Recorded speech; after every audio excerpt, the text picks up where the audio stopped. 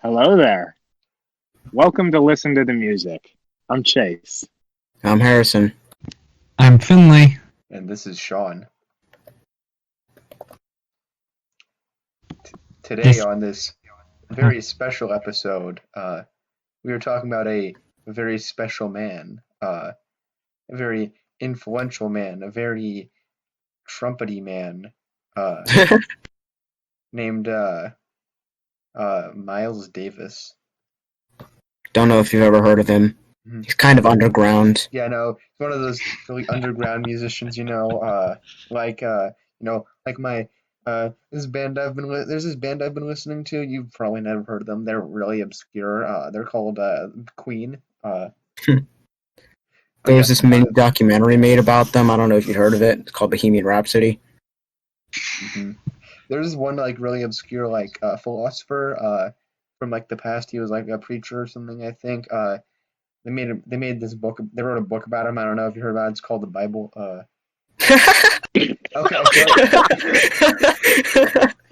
We're getting sidetracked real quickly. Very. Miles Davis, jazz musician, trumpet man. You know who he is. I just said the same thing twice. Harrison, go say other things.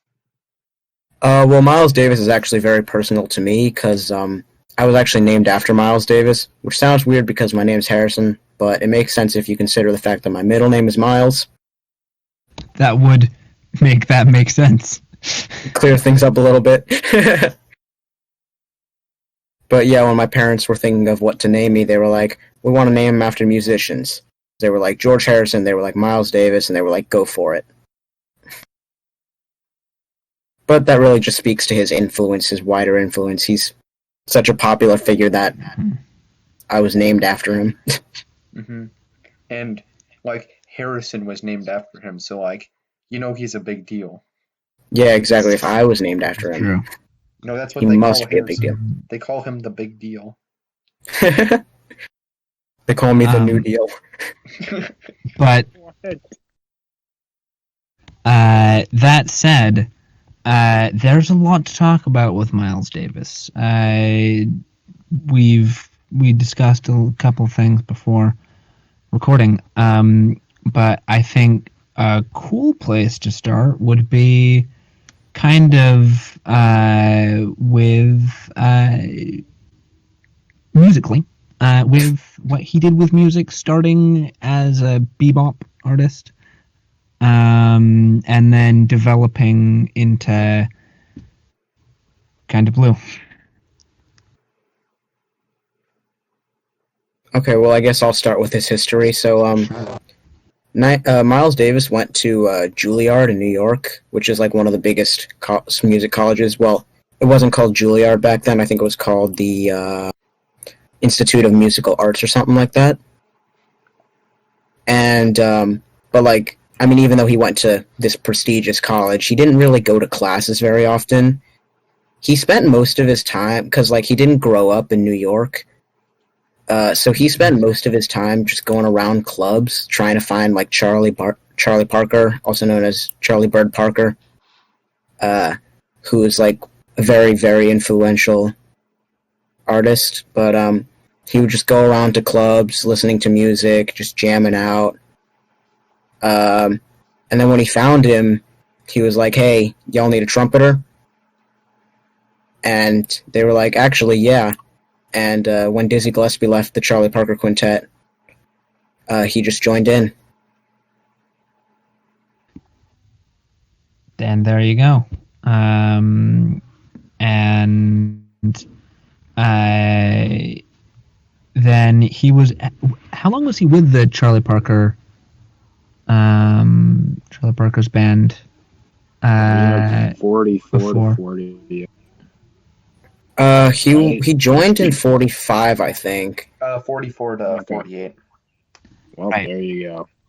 And kind of established himself as a trumpeter before, right around when he was having his surgery, he broke out on his own with the Miles Davis quintet, and got together two other musicians you might know of, Bill Evans and John Coltrane, um, who are both quintessential jazz musicians in their own right. And that's when you started getting Miles Davis albums, I believe. That would be fair to say. Wait, when was his throat surgery?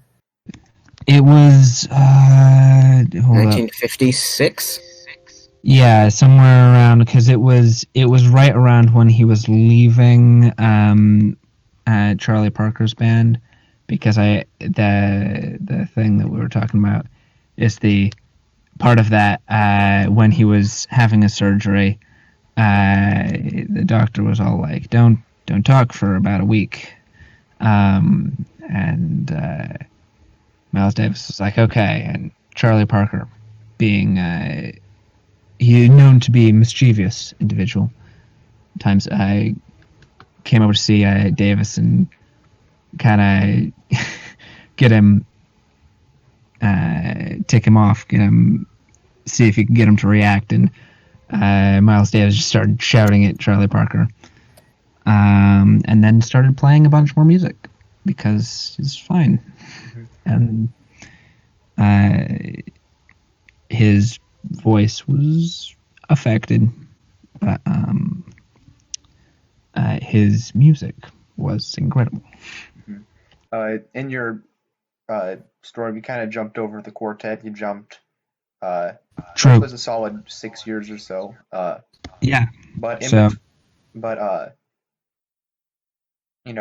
shortly after leaving the Charlie Parker quintet, he formed. He got the Miles Davis quartet. And, they made a lot of really good music. He did a lot of heroin.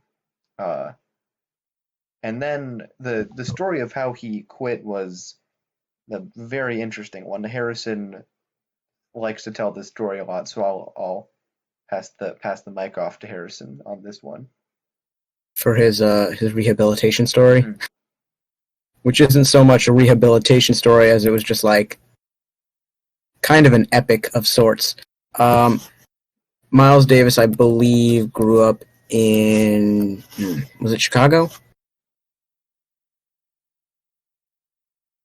He was I born in think Illinois, so Oh no, Illinois. Yeah, and I think his father had a place in Chicago.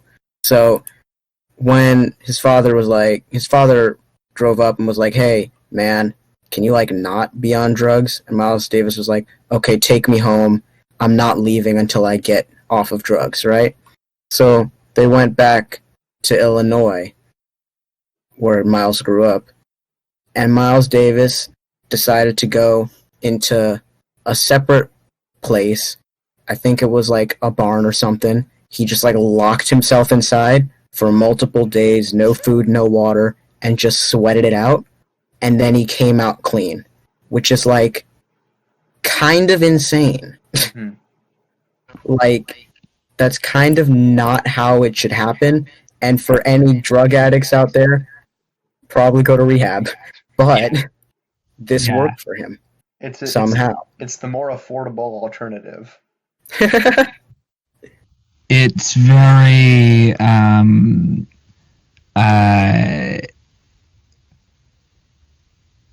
it's one of those things where you're like, this shouldn't, that worked. Wait, huh? Because that's generally, it will, you'll find we talk about this often because a lot of different musicians have struggled with substance abuse, and yeah, Miles Davis's story is very unique.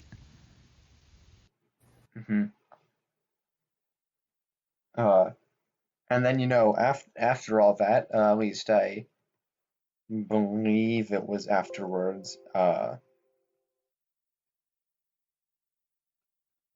He went on. He kept going, kept making new music. As Finley was talking about earlier, formed the quintet. Very solid, very great music. It was during this period when he published his most successful album and the most popular jazz album in general, Kinda Blue, which is good. I'd say it's and yeah, it's obviously a really good introductory album to jazz because it's got like a lot of great musicianship in it and great writing. But it's also like some jazz can be intimidating, and Yup. at least like intimidating to listen to, and that's not even like talking about playing it. But this one is easier to listen to and comprehend. Which A like lot it's of it's still very smooth jazz. Yep. It's the because we mentioned when Miles started, he was doing the whole bebop thing,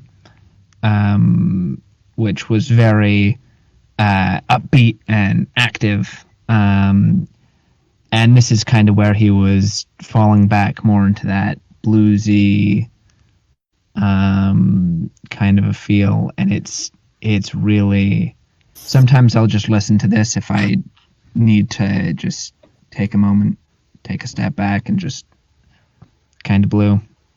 It was really, and it has So What and Freddie Freeloader are two of its 4 tracks, right? 5, actually.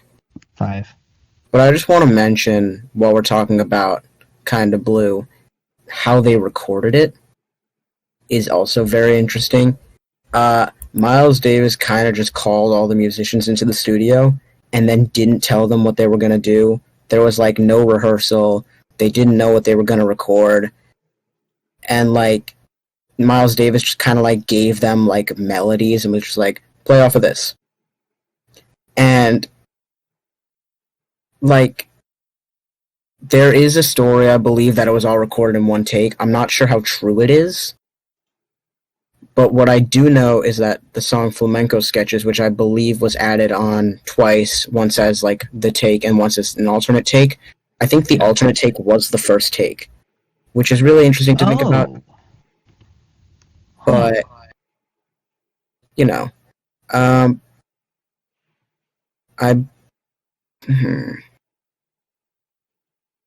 just think it's really interesting how like he kind of just, because like improvisation is kind of, as a jazz drummer, I feel like I can say this, it's kind of like the heart of jazz improvisation. Yeah. Like there, like you obviously have the melodies of the songs. Sometimes like you're given sheet music, you're like or you write sheet music, it's like you should play that.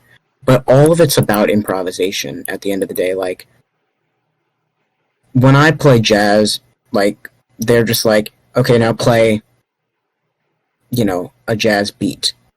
And it's just like, all right, I'll play a jazz beat, but on top of the jazz beat, I'm playing whatever kind of comping I want to. Comping is another huge part of jazz, like where the rhythm section and the soloist kind of play back and forth, or like the rhythm section kind of like replays something that the soloist played. It's like, so yeah, like the fact that he was just like, okay, go nuts, and then they went nuts. Like, it's insane. And like, if someone else wants to talk about like the people who were in the recordings, because like they're some of like jazz's greatest. Yeah. I can step in there because I mentioned them earlier, and I'll speak to John Coltrane. And I'm sure actually a lot of these folks were going to be doing episodes of their own on in the future. But John Coltrane, saxophonist, wrote a bunch of, had a big solo career. And I personally, one of my favorite jazz musicians,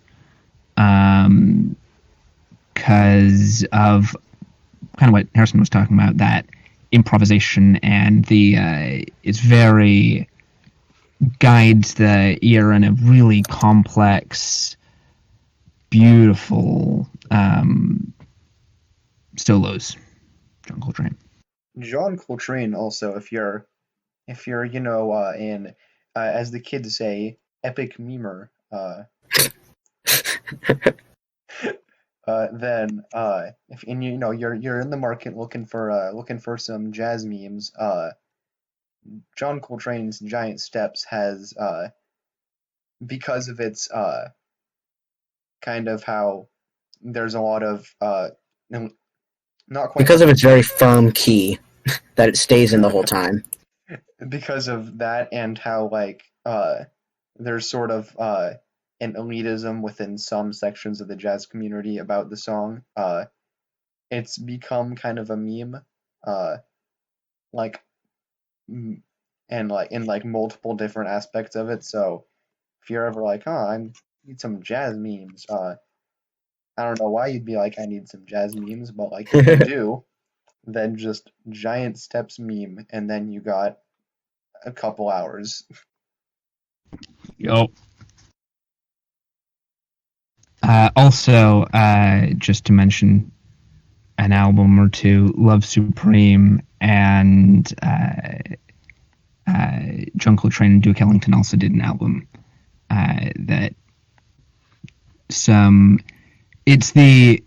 I think this is actually, you may have noticed, we've talked about, in our episode on Miles Davis, we've talked about Charlie Parker, John Coltrane, Bill Evans, we just mentioned Duke Ellington. I mentioned Dizzy Gillespie earlier. Dizzy Gillespie, of course. And we might, Charles Mingus might find his way in here. Like, the jazz community, especially at this age of jazz that they were all recording in, was huge, and especially because you had your hotbeds of jazz, if you will, Chicago and like New York, where you had just this rich jazz community. You get these really interesting connections between all these musicians that you can find some fun, dynamic personalities and relationships developing between them. It's very similar to the hip hop community in that yes, you'll find most works published as a solo artist or like under the name of a solo artist are a collaboration between several different musicians who each bring their own flair and their own feel to it, and it's not like I've said previously on the cast. I am a big fan of that sort of seeing that collaboration play out. It's always really interesting. Mm-hmm. And I just want to mention some people we didn't talk about yet who are also on Kinda Blue. Cannonball Adderley is another saxophone player. I believe in the recordings, John Coltrane played tenor and Cannonball Adderley played alto. Yeah. Yes. And then we also had Bill Evans on piano. Yep. And I think Paul Chambers was the bassist, I believe, and Jimmy Cobb was the drummer. I think Jimmy Cobb is the only living person who recorded Kinda Blue, if I remember correctly. Ooh. Heck yeah. And actually, while we're on Kinda Blue for a moment,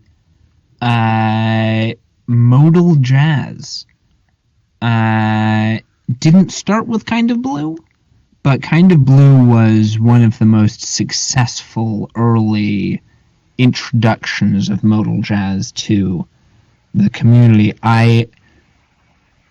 If anyone else wants to speak to that, I just thought I'd bring it up because I think it's an important consideration. We can talk about what modal jazz means. Modal jazz is jazz that makes use of musical modes, modulating among them instead of relying on one tonal center. Very much. That basically sums everything up. I think that's Thank you. Yeah, there you go.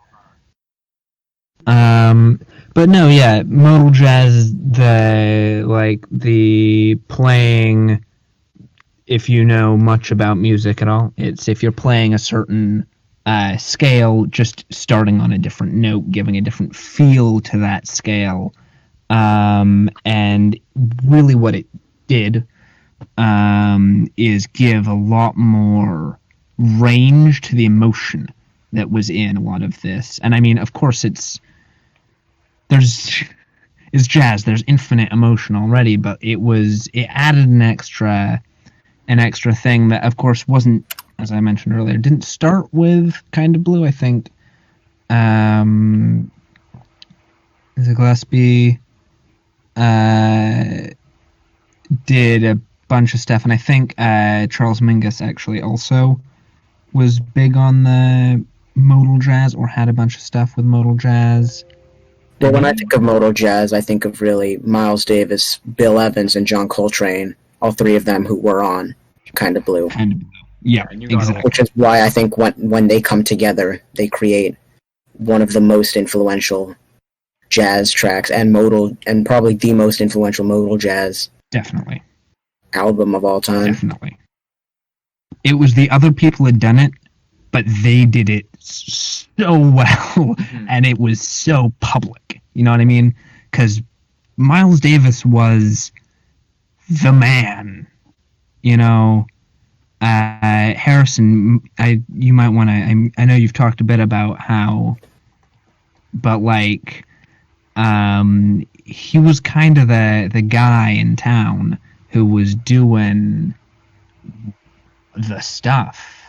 And I realize I'm using really undescriptive words, but it's just, he was the centerpiece. I feel like that's fair to say. He was one of those central figures of jazz during his career. Well, not just one of the central people in jazz. He was one of the central people. Music. Period. Yeah. He was like one of the biggest celebrities at the time. I think they called him the Prince of Darkness, especially after his throat surgery because of his raspy voice. But he was like the guy. He had like all the women after him. He like rode up in like fancy cars. He was like the biggest guy at the time. Cool. He was the coolest guy at the time.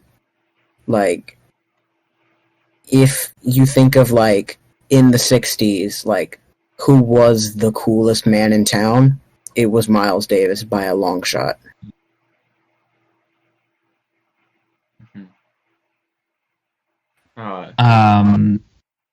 Sean, go ahead. However, one group that was a bit less of a fan of him was the Police. Not the music group, the Police. The police department. The musical group, the Police, probably liked him. No, I'm sure. Sting went on a long tirade about how he just hated. I'm kidding. No. But I think it was in '59. Yeah. How he was. Oh, you were right earlier, Harrison. It was a recording session.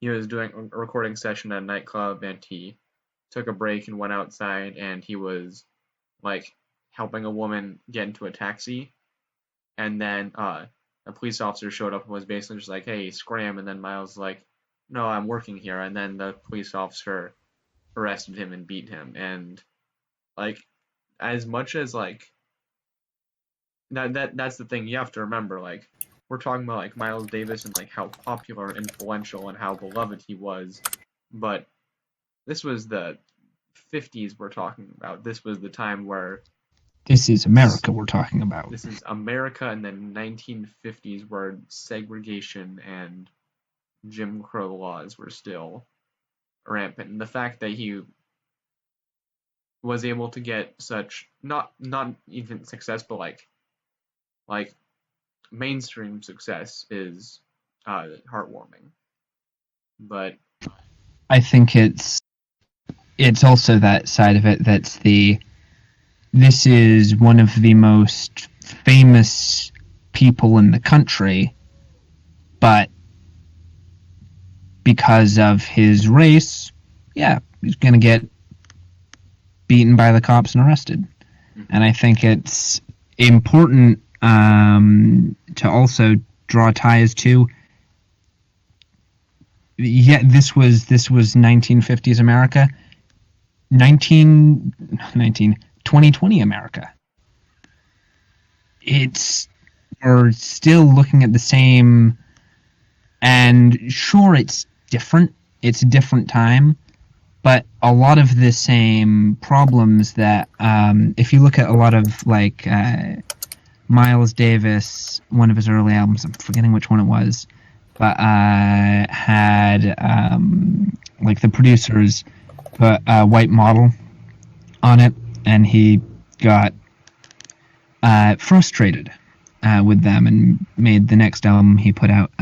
They put his wife on it, but I think it was a big issue for him.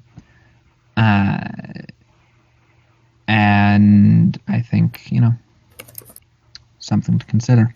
I mean, but also not everyone. I mean, Miles Davis was really like a front runner in like acceptance of all people, really, because like not everyone on his who like he recorded with, not everyone who he wrote albums with, not everyone who he credited was black. Like there were white people and black people even in Kind of Blue. Very much, very much. Bill Evans, white, incredible jazz pianist. It's that, and I think that's one of the points. Jazz, I think this is probably a controversial topic. Maybe not. But I think jazz is often seen as a very racial.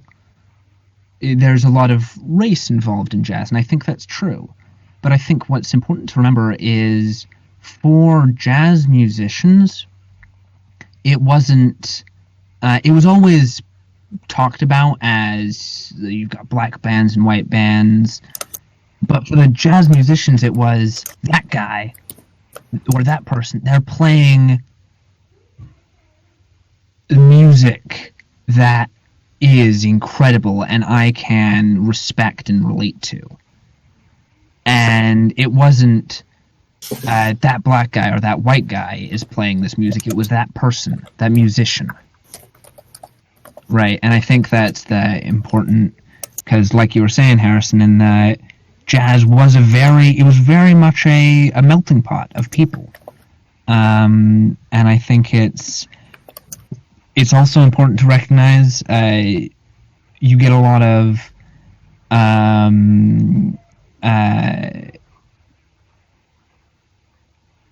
there was a history, and you get this also in rock and roll when that happens, but the white musicians getting a lot more credit and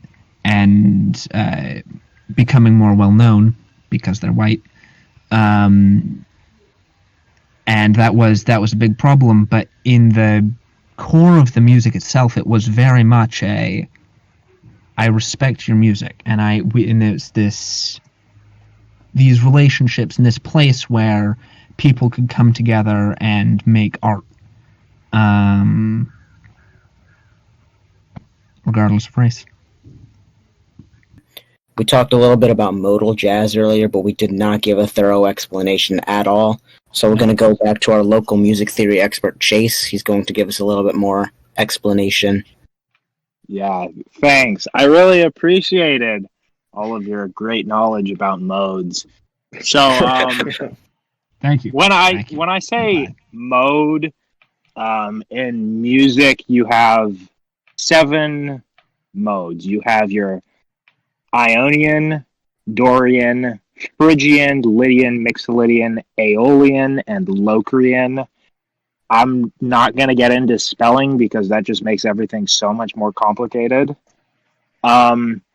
So what it is imagine you have a C major scale, right? You just have C to C. If you play it on a piano, all white keys.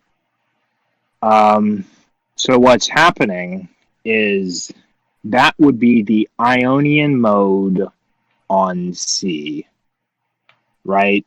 If you have a Dorian mode on C, it's not anymore C to C on white keys. It's C, D, then you have an E flat, F, G, A, B flat, C. So what you've done is you have lowered the third note of the scale and the seventh note of the scale by 1/2 step. And then you go on with Phrygian, you would lower 4 notes. Lydian, you raise the fourth, etc., etc., etc. If you really want to know all about it, you can look it up yourself. But what you're doing is, with each particular scale, each mode of that scale determines what notes you are either raising or lowering to get that particular mode. So there are some that are used more often than not. I know in classical music, and really all classical music, but early classical music, the seventh mode, Locrian, wasn't used a lot because it's kind of weird. But we're talking about jazz here, so you just kind of do whatever you want to, and it sounds good, and you're fine. So that's what modes are when we say it's modal jazz. You're just kind of going through the modes, jumping from one to the other, whatever you want to do. Mm-hmm. Yup. Pretty much. Thank you, Chase. We can put in a applause sound effect here, or we Woo, can. yeah. Nice job, Chase. Or we don't. Yeah, here, wait, hold up. Wow. That was so great. That was so great. Sound effect work? Fantastic. Yeah, there we go. That was the sound effect that we inserted right there in that empty space. That was definitely a sound effect and not just clapping. Added in post, definitely not me. Just Finley just like smacking his face a couple times. yeah, that definitely. But What? getting back to our subject, our topic of Yes, discussion. our specimen. One interesting thing about Miles Davis is after a certain point, I think it was, I want to say 75, but don't quote me on that. Sure.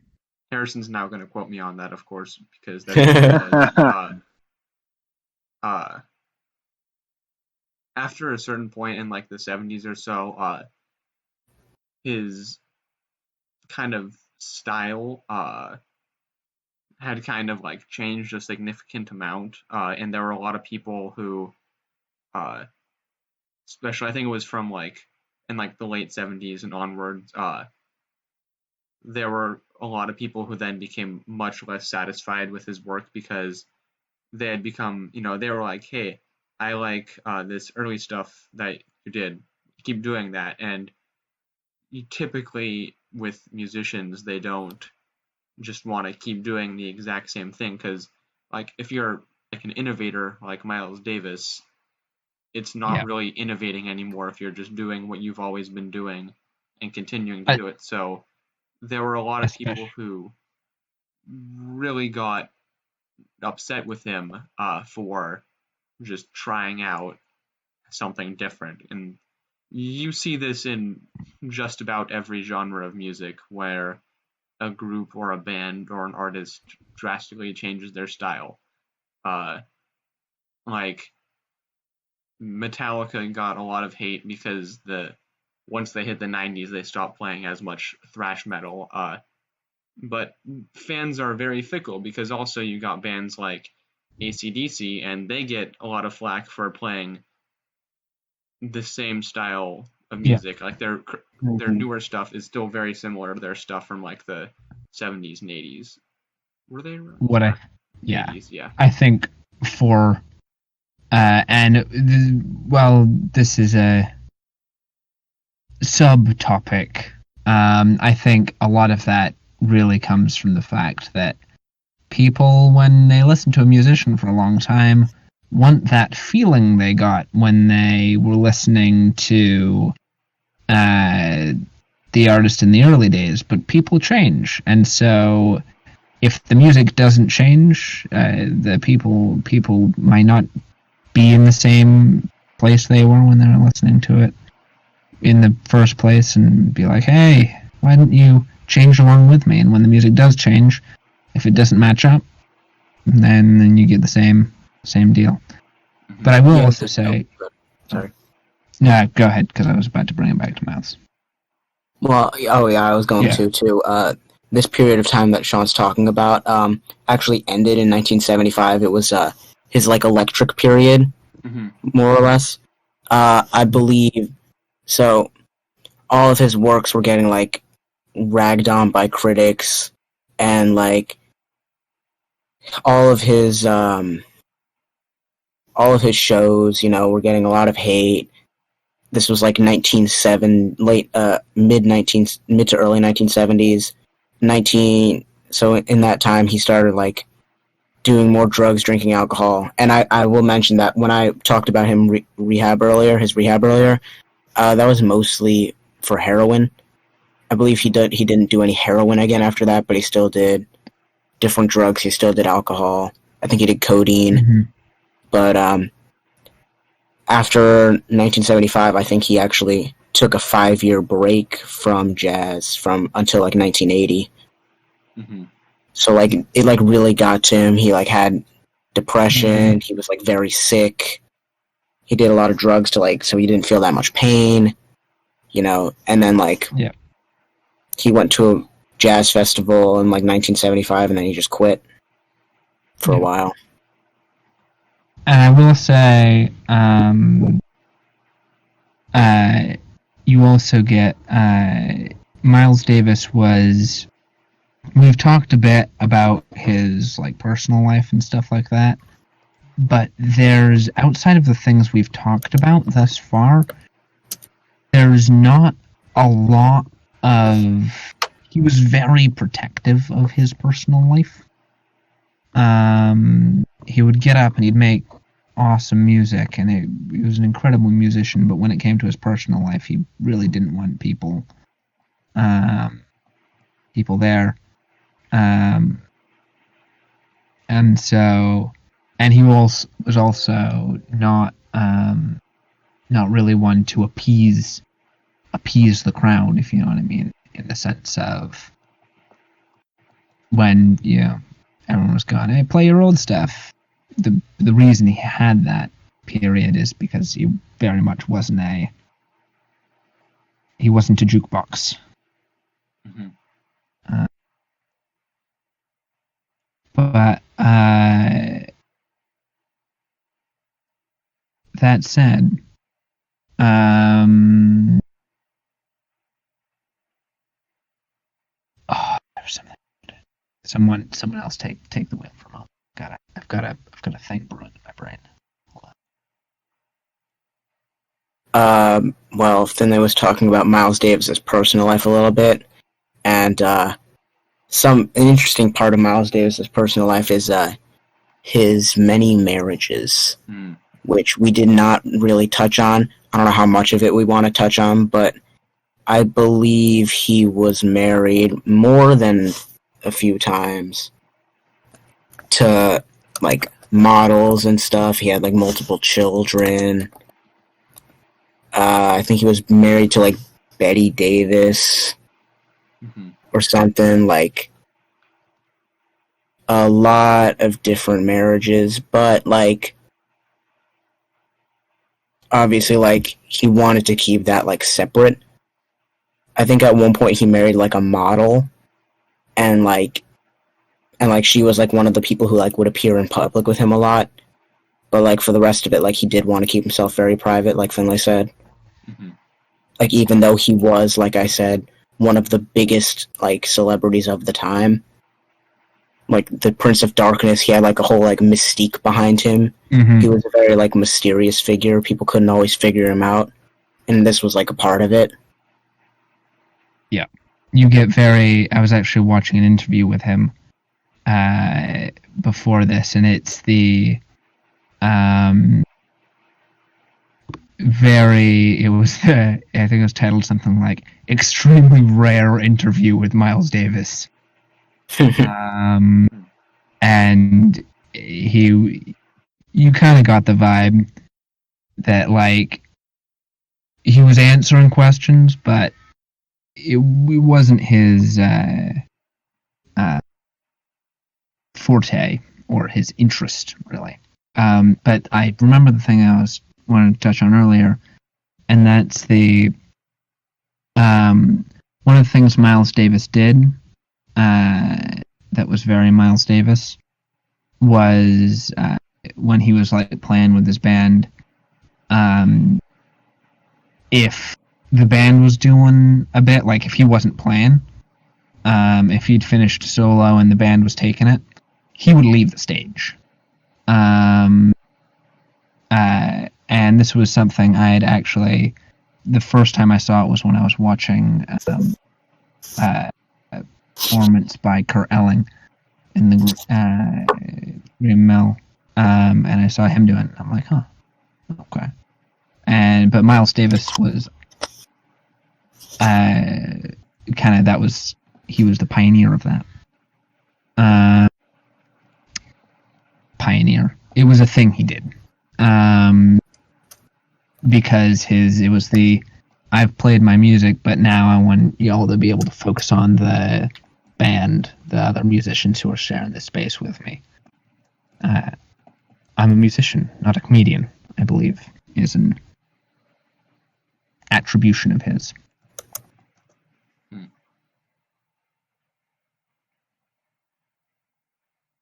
But that said, we're back into Miles Davis, and just to bring us back into music, the two things that I think we'll want to talk about is we recommended Kind of Blue as a if you're looking for an intro to Miles Davis, definitely check that one out.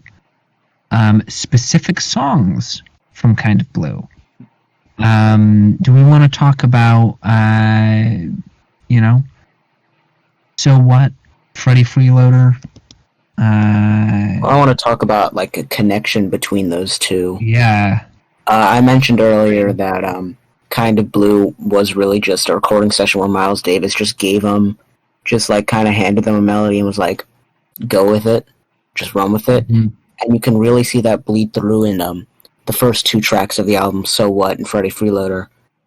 So What has a very unique melody that, like, if you hear it, you'll notice, like, oh, that's So What.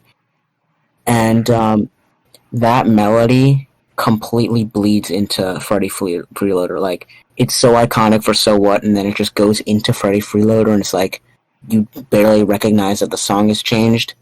I think Finlay actually mentioned it earlier. He listened to both of the songs together, and then when I told him, you're listening to a different song, he was like, I didn't even notice. I had no idea. Because there's a lot of themes that are kept through both of them, and ideas that just, it's essentially I would call it one 18-minute song. I mean, they are very different, and I'm not going to sing the melody for you because I don't know how that will go through, but like, they're two different songs, but they're centralized around like the same melody. Mm-hmm. One just moves into the other, and like, it's fairly seamless, but like, if you look at the track listing, you know it's two different songs, but like, it's so seamless, like, and even though the songs are different, like, they just like share that one melody. That's just really cool. Mm-hmm. I'm not the best person to ask for recommendations about jazz songs, because and I have, my difficulty with that is, like, I'll be listening to a jazz piece and I'm like, oh man, this is great, I love this, and then immediately once the song's over, I've forgotten everything about it and how it goes, which is a bit frustrating, because sometimes you're like, oh man, like I'm like looking at my Spotify liked list and I'm like, oh here's this song and that song. I don't know how either of those go, but I must have liked it when I was listening to it, so I'll put it on again. And then I'm like, oh yeah, right, I did enjoy this. And then, once those 5 or 6 or 9 minutes are up, that was a good song. How did it go again? I'd assume that some of the difficulty of that comes with the fact that in most jazz songs there are no lyrics, Which, Yeah, so it's you kind get of the same- harder to. When we touch on classical, I'm sure we'll run into a similar thing. Yeah, I not mean- having lyrics. it's weird because it might just be that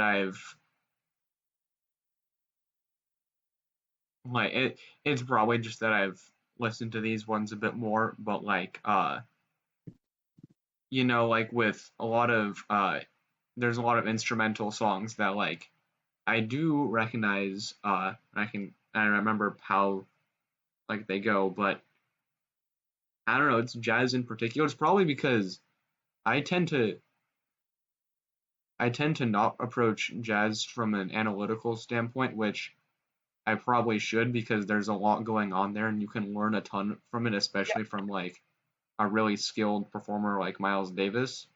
But Mhm. like I kind of just like stop thinking when I listen to jazz. Most people end up doing that, and that's probably due to the fact that, like I said, there's no lyrics, but also that there is a melody. It does exist, but it's not always there. Most jazz is improvisation, like I said earlier. So, like, if you want to think about a song, there's the melody, but, like, that melody isn't always there. Like, a lot of, like, I feel like I just repeated myself, but No, yeah. the fact that so much of it is solos means that you're not going to recognize it immediately. Like, you're not going to look at it and be like, I know how this entire song goes, because you don't remember how the solos always go. Yeah. And you If I also like get his venture, I guess. Yeah, no, I think that's really fair. And also there's less to, I think, with a lot of other instrumental music, the ideas, the musical ideas that are used, motifs and rhythms and stuff like that, are consistent throughout. You get your building tension, musical tension, and then resolution. And then you get that same tension resolution pattern often throughout with some solo on top. Where in jazz, sometimes you won't get resolution until the end of the 9-minute song.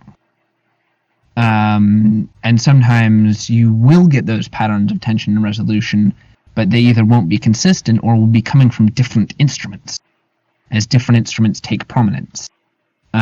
Because it's of such a dynamic format. But that said, I think personally, if I were to give a personal favorite Miles Davis album, it would have to be Kind of Blue, because that's it's kind of blue. I also I- I remember enjoying Milestones. I Milestones couldn't is tell you good. how a single track on that one goes, but I remembered enjoying it when I listened to it. So Mhm. I'd say that's that's good enough for me. The songs that I found myself listening to the most of Miles Davis's, obviously Kind of Blue is there, but I listen to a lot of songs from Birth of the Cool very often, Ooh, yeah. which is another great album. Songs like Budo and Move, especially Move. Move is just very fast-paced, very upbeat. Mhm. It's one of my favorite Miles Davis songs. I've actually played it before on not the drums, but on the vibraphone, which is like a xylophone, but like there's like a pedal. Vibin'. I was vibing. But I guess I'll get into that more when we talk about like specific songs. Mm-hmm. Yeah. Yeah. No, there's a lot of, and Miles Davis made quite a bit of music. So, if you listen to any of these albums, any of these pieces, and you go, hey, this is my kind of thing, venture around. There's a whole lot more to find. And in the same Miles vein, ahead. if you listen to something and you think this isn't my kind of thing, keep looking. You will probably find something. Yeah. Yeah, because as we said earlier, he went from bebop to blues to very experimental, doing his own thing, and worked with a lot of different musicians. And one of his most sold albums is the album Bitches Brew, which is just a bunch of songs that are like 20 plus minutes of like the craziest stuff. Yo. Like just some crazy sound music, and like that was one of his most sold albums of all time. I think at one point it was the most, even though it was released after Kinda Blue. I think it was his first gold album. But Yeah. You know. Well, yeah, and I don't think we mentioned this, but Kind of Blue, quadruple platinum.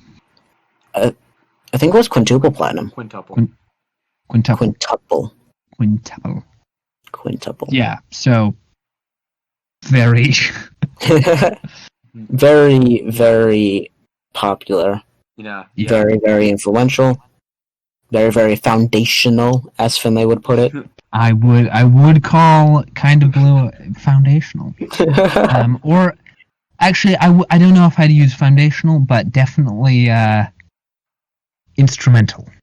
Oh, that's another Finlayism. You see, it's funny because all of the songs With in it are instruments. instrumental because they don't have vocals. Yeah. Haha. Oh, it's a double entendre. Yes, with I had to a think about that word for a second. literal meaning and a pun. That's great. I love when Finlay makes puns. It's kind of the best. It's kind of the best. I wish Rick was the best.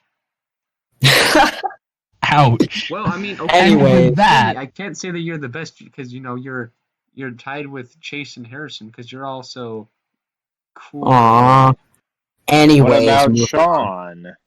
No, moving on. You can't vote for yourself. You can't vote Wow. for yourself. Come on, it's like an that's the election. rules.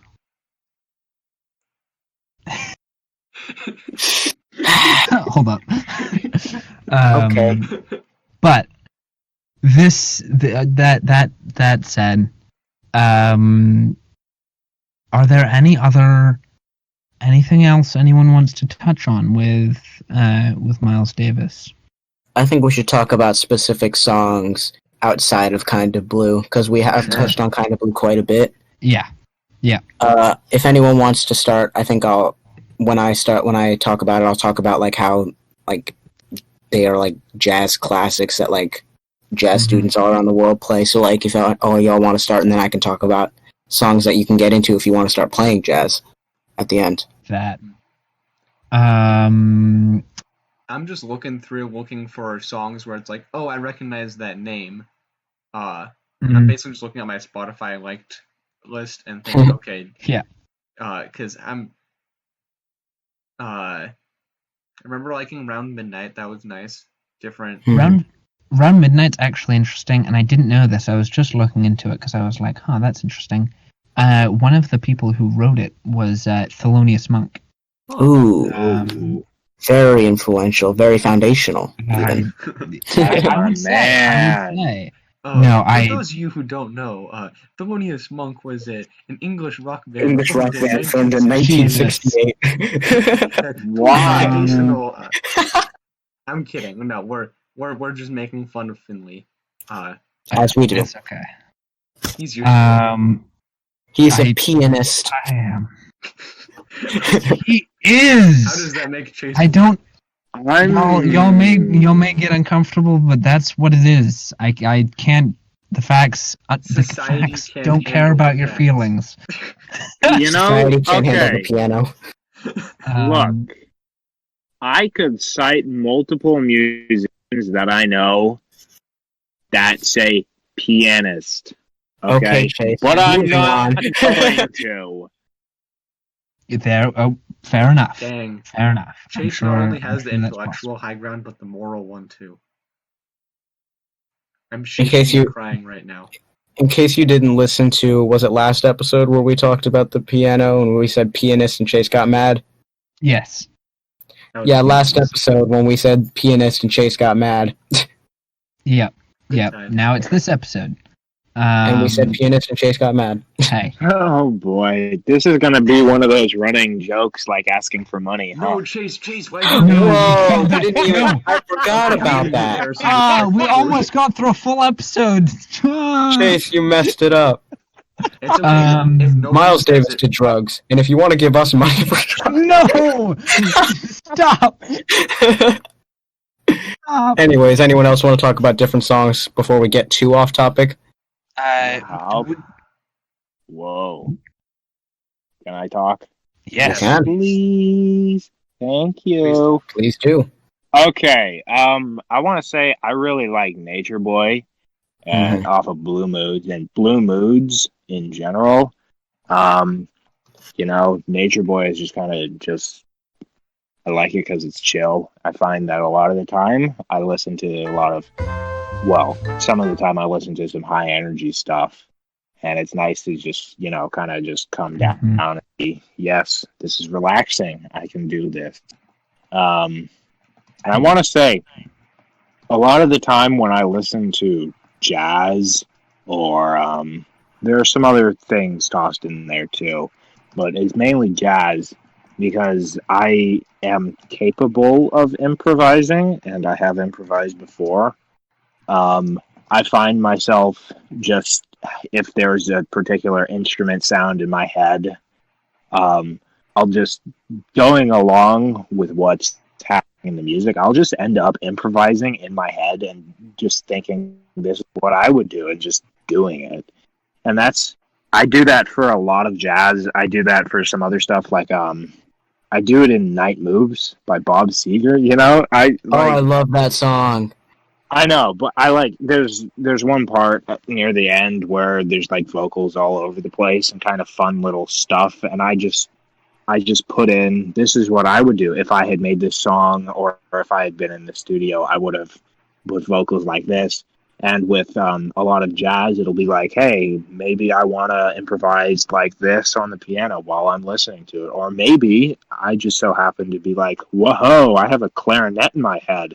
Let's play a clarinet and improvise for some random reason. Should probably get that checked out. Yeah, there's just a clarinet in my head. I mean, but that's like what jazz is. Yep.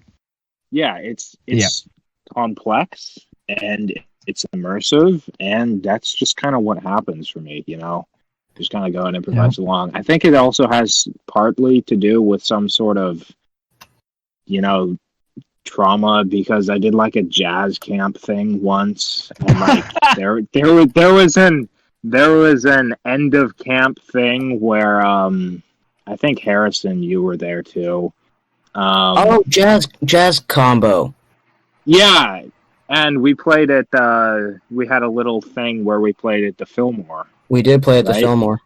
And I am so triggered because I was on the keyboard and I had this one part and everyone was like, okay, Chase, this is when you're going to improvise. And I'm like, yes, I get to do it. And I was kind of nervous, but then in the end, I just cranked up the volume and I went ahead.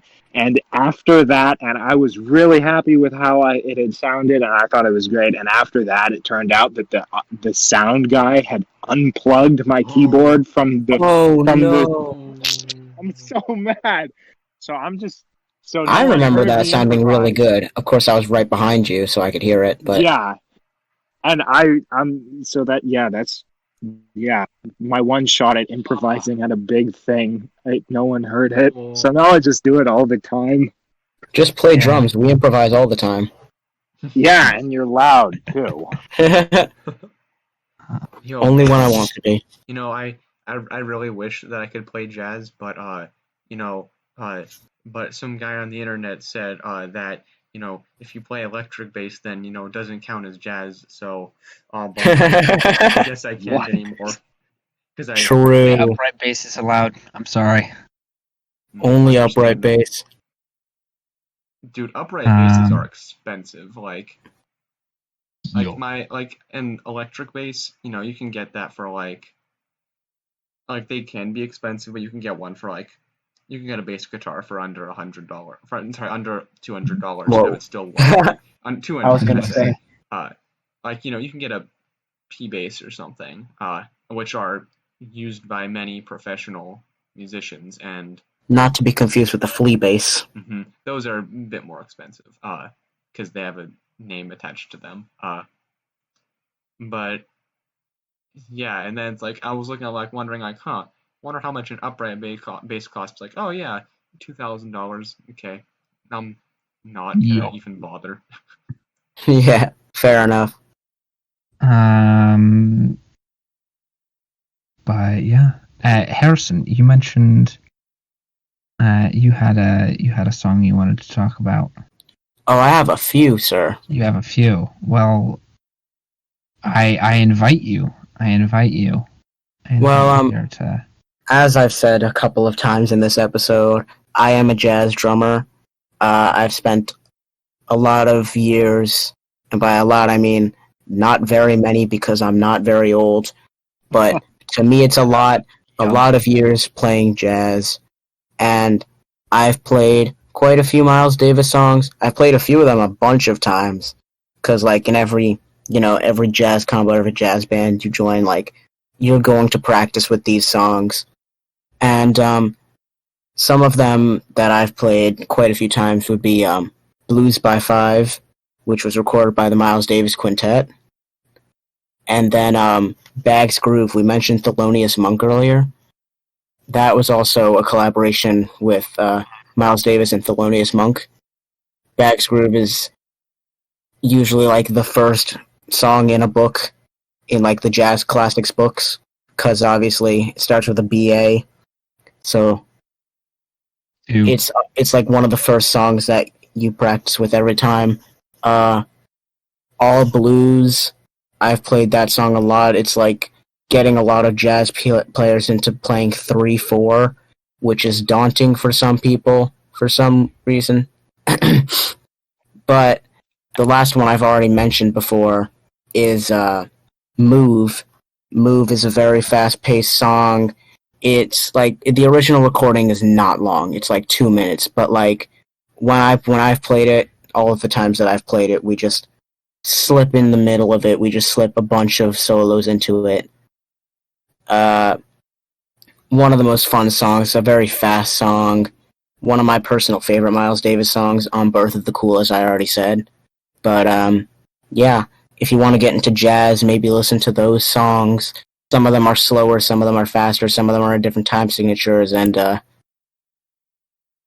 you can get into it, you can start playing, and you're on your way, man. Yeah, man. And you can be a cool cat as well. Just like me. Miles Davis. Oh, No, Harrison. me. Harrison Miles. Harrison Miles Davis. Okay. Harrison legally changes his last name. I'm going to legally change my name to Davis. It's going to be great. Honestly. It's going to be Davis. No last name. No. First name, no middle name. First name Day, last name Vis. Davis. Dan Miles Vis.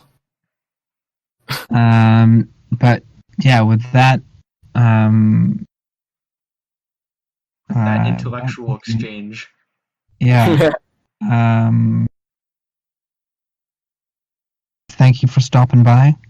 I hope you enjoyed our discussions, antics, and appreciation of this influential musician. Foundational, even. Foundational, even. We apologize for the technical difficulty earlier. We're truly. And don't forget to listen to the music.